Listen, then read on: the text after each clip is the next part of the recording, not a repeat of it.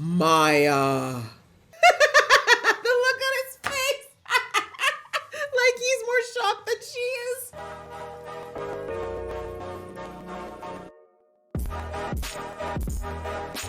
Hey guys, it's your girl Aisha, aka GeekXX Chic, and we are back with another reaction to Marvel Studios Echo. We are now on to episode 2, which is called Loak. So the first episode was a nice introduction. It got us all caught up on Maya's story. We were given a bit of it in the Hawkeye series from a couple of years ago. People remember, but I think they assumed a lot of us probably forgot a lot of those details, and we were given a few extra ones. But we now know that Maya's story is such that she was kind of drifted into the life of crime, particularly after her father was taken from her, and that she didn't realize until it was too late that she was being used by Wilson Fisk, who she kind of looked up to as a father figure after her father passed.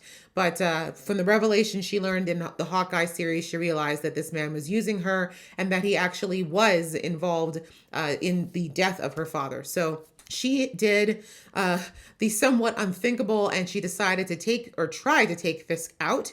And ever since then, of course, his wider organization and his lackeys, etc., they've all been coming after her to exact revenge for this. And she's really just been living quite literally day to day, fight or flight mode, trying to escape it. So we see that she went back to her hometown after a very long time, and she's asking for the help of her uncle to help send a message back to Fisk's people, basically to leave her alone, but also to kind of just say kind of a screw you to Fisk after everything that happened. But we see that her uncle said he wanted nothing to do with it because if he got involved, it would mean bringing war to their small town. And then we saw at the end of the episode that, again, Maya's assuming that Fisk passed away because of her attempt, but that is not the case. He is still being kept alive, if not barely. So what that's going to mean, we'll have to watch and find out. So I'm ready to jump into the episode, but just before I do, just a reminder that I do a lot of reactions here on this channel, all kinds of good stuff, Marvel stuff, anime, movies, you name it. And if you'd like to follow me not only on this journey, but support me for some of the others, please go ahead,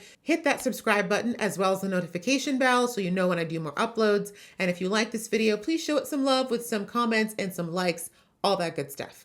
All right, that out of the way, let's get into the episode right about now. Row, row, row your boat. So are we back to the flashback we got last episode? Looks like the same people. Ooh, she said, get out of my way.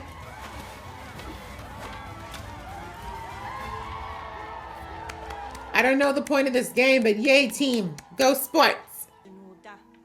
Oh, Cherokee versus Choctaw, different tribes, I like it. I never heard of the Choctaw tribe before this. I've heard of Cherokee. I know there's so many different tribes. I just don't have a lot of experience in indigenous history. Does he speak that? Do y'all speak the same language? But I guess if they're playing a common sport, they must have some form of common language, maybe. Actually, it's a good question for myself to research if there was like a common indigenous language. Damn. So they was just waiting to bring out their special weapon. Really? Damn. There's stakes and then there's that. Damn. Imagine if the World Cup was like that, hey? Whoever lost the World Cup has to leave the EU forever. We think it's bloody now. Damn, 4-on-1? But I guess they're desperate. If this is what the stakes are, I can't even blame them.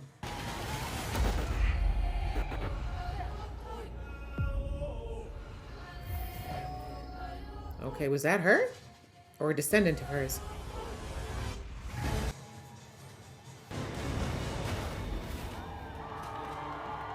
She said she drew on the power of Grayskull. I don't know even what happened right there.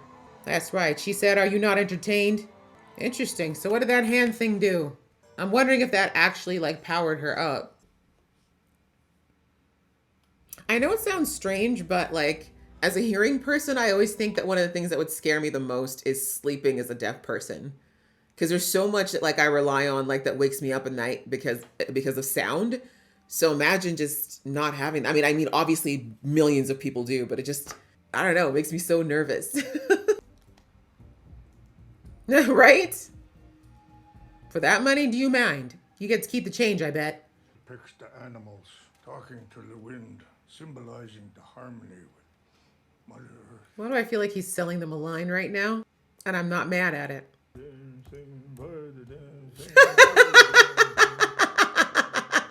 That's my type of chanting too. Scully Ickshow, you're getting authentic, handmade art from humble Native American artisans. I mean, he's not wrong about that. I mean, it might have been made in Mexico, but also a lot of those other chain stores are absolutely taking from indigenous designs and not crediting them for it. In fact, I think Anthropology, it wasn't Anthropology, it was Urban Outfitters not that long ago was under a lawsuit because they took an indigenous design and tried to pass it off as their own. So support local when you can, folks. Thank you for all your hard work. Probably extra busy with Maya back in town and all. Oh, yeah. Oh, I was so excited. She didn't know. Damn.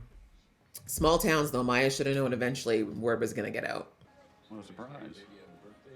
Somebody's grandbaby having a birthday bash I don't know about. Mm-hmm. We need to talk. Like, why didn't you tell me she was back? Maya's influence.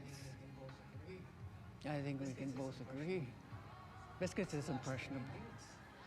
He's also a grown man, though. Passing through town. Let's hope that's it then. And that Bonnie doesn't find out. Not likely if you found out. They were both grieving. Doesn't matter. Grief doesn't have a time limit. As we could tell by your trembling lip. Encourage her to stick to her plan. Pass through town without causing any trouble. Damn.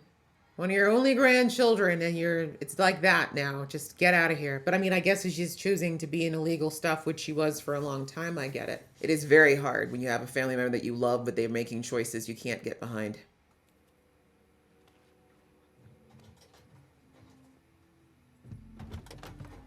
The only thing I may not like about this is if Maya is unintentionally to him, dragging Biscuits into this because she knows her other cousin knows what's going on and he's not going to help her. But pulling somebody else in without them understanding the repercussions is not cool because Maya made these decisions. She chose to go into a life of crime. She chose to try to take someone out. So.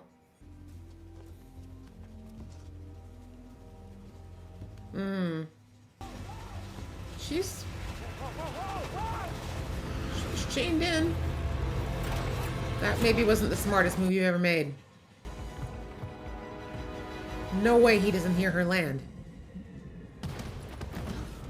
Really? Alright, well, he's clearly distracted.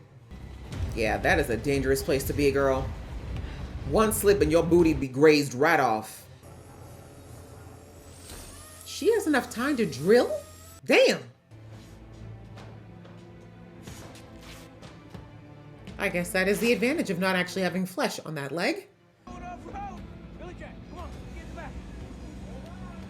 Okay, are we sure we can drive through this? At night? Maya, why are you taking your sweet town, girl? Hurry up. Gonna end up possibly in another country by the time this is all said and done. And how are you gonna get off this train without breaking your everything?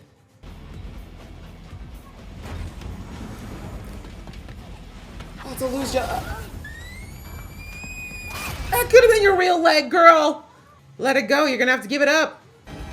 Okay, she's getting a vision. So this is the one that had the vision of her. Wow, okay, a vision within a vision. An Inception level vision. Oh, this is where the girl got the extra strength. Now she's got the super strength. Glowing palm, which we didn't see. We did see. Okay, welcome to the Avengers. Marvel later, let's go. You can't really hop with that thing either. You know what I mean? Oh, we're gonna try to do a running dismount. Okay. What do you mean wave over? Girl, you think this man is driving a Ferrari? She can't hear you. Or see you for that matter right now. Okay, with the air, the form. Woo! Good driving, Biscuit. You could have in another life, you could be a getaway driver.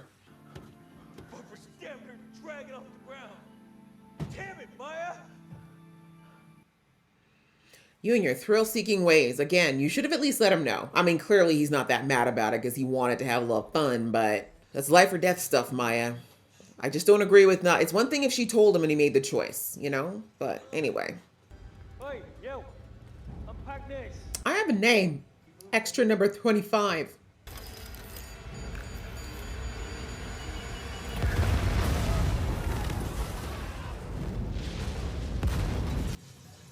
Maya, you just took out a bunch of innocent people. I mean, yes, a lot of them probably knew this was criminal activity, but some of them may not have had a choice. Don't worry about it.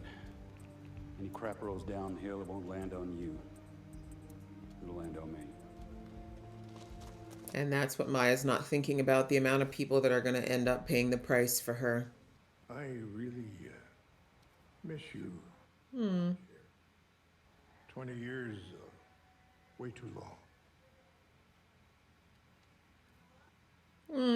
Some of the years were.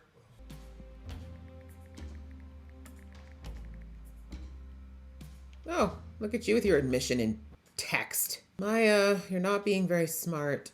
Your grandmother could trace your roots back to Chata Achapa. That's really cool. Watch out for family in times of need. Like when your leg's caught in a train. Your grandmother knows all that. The grandmother you're avoiding? You ask her.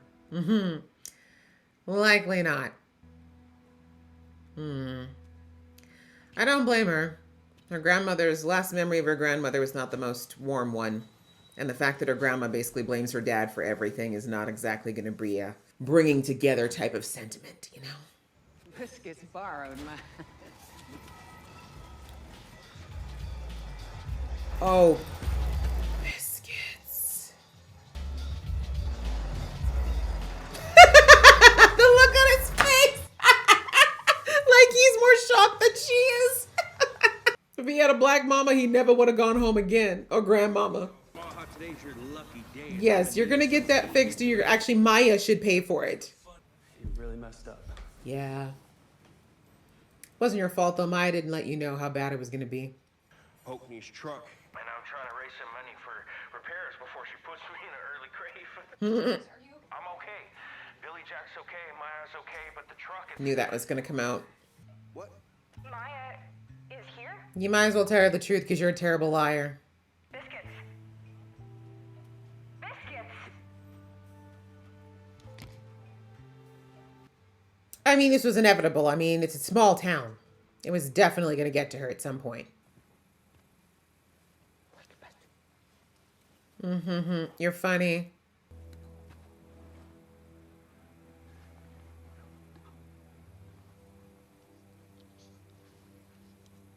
Oh, Maya. Okay. Yeah. Wow, that's the way it's gotta be. Yeah, you're being very naive, Maya. And what's worse is that people are gonna die for your hubris. People who don't deserve it.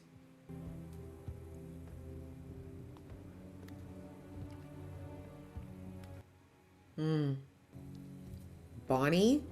Your grandmother? But okay, they don't matter. As I said, this is the problem with revenge. You gotta be prepared to lose everything, burn everything to the ground. Because that is what revenge gets you. You think your dad was the only person that ever loved you?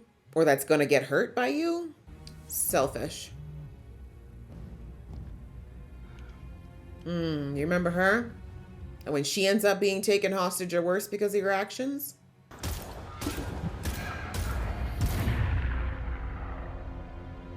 Who's this now? And the worst part is you're shooting at the wrong target. Wow, that's it? Wow, we ended so abruptly. All right, yeah, that is it. All right, guys, well, that was episode 2, and we see that Maya is now kicking off what she says is her strategy, I guess, to either take down Fisk's organization or get retaliation. We're not sure. We see in her message that she sent to her uncle that they hit me and I hit back, but again, I mean, I understand where she's coming from. Her motives are understandable. They're actually valid, but she's very much not looking at the ramifications or the ripple effect of her actions. Maya thinks she's going into this as kind of a lone warrior who understands some of the beast. So she thinks that she can go ahead and take it down. And while this blow that she just dealt them is going to hurt, Fisk has been at this longer than Maya's been alive. Like, this is what she doesn't understand. Fisk has been in this business for so long, and he's got so many layers within layers and backup plans within backup plans. I mean, you know, if you know the story of Daredevil, that man's been trying to take this man out for longer than Maya's probably been alive, and he still hasn't been able to shut it all down because it's that vast, it's that insidious, it's that huge. And for her, I mean, yeah, taking a shot at the big guy herself was probably the best shot she had. And sadly, even that didn't go all the way through. And again, not saying it's a good or a bad thing. I mean, it's good that she doesn't have a murder rap on her per se, but it's like she just doesn't understand. It's very short-sighted. This revenge is very short-sighted. Most revenges that actually work out in the sense of actually do what they accomplish or what they set out to accomplish, they take so long because the planning that's required, revenge that is served hot, never rarely works out. And a lot of times it takes out the person trying to get the revenge too, right? It's very much the, oh, I'm going down, I'm taking you with me situation, which yeah, technically, if you take them down with you, they're gone too, but so are you, right? Is that really a victory? Whereas with Maya here, I don't think she's thinking that. I think she's in that mindset clearly of she's grieving. She has been grieving a long time. Like even though it's been a while since she lost her father, we know that she hasn't finished grieving or actually properly grieved him.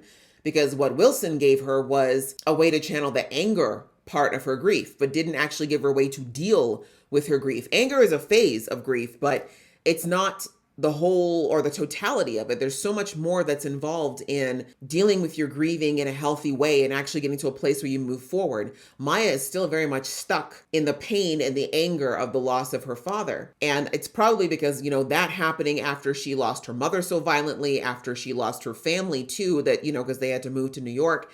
Like she had a lot of losses that came fairly close together. And she's really still stuck in that mentality of anger and hurt and a sense of abandonment that she's feeling. And that is why she has this short-sighted mindset of, oh, it doesn't matter what I do. Like, I'm just doing what I need to do. I'm the only one who's going to get hurt. I'm in control of it. No, you're not.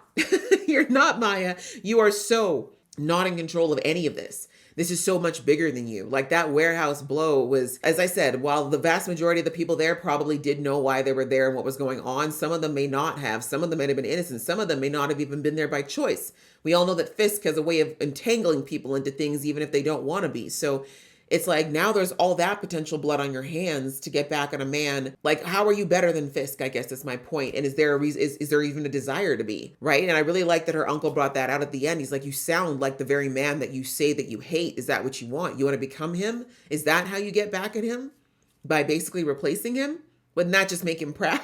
Right? Like, so she's really not thinking straight, I guess is the point. She's just a ball of anger and hurt and rage. And while, like I said, I'm not saying she doesn't deserve to strike out at Fisk. I'm not saying she doesn't deserve to want to take revenge. I'm not saying her feelings are invalid towards the organization, but how she's going about it right now is reckless. There's really no other word for it.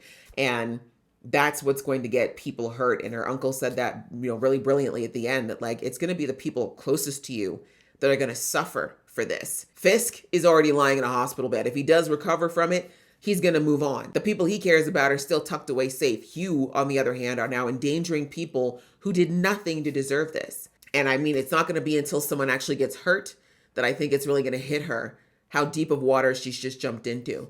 And so, yeah, that was interesting. I'm hoping we'll see how this unfolds and how she gets there. I mean, again, she does have an advantage. She does understand Fisk's organization in a way that a lot of other people didn't.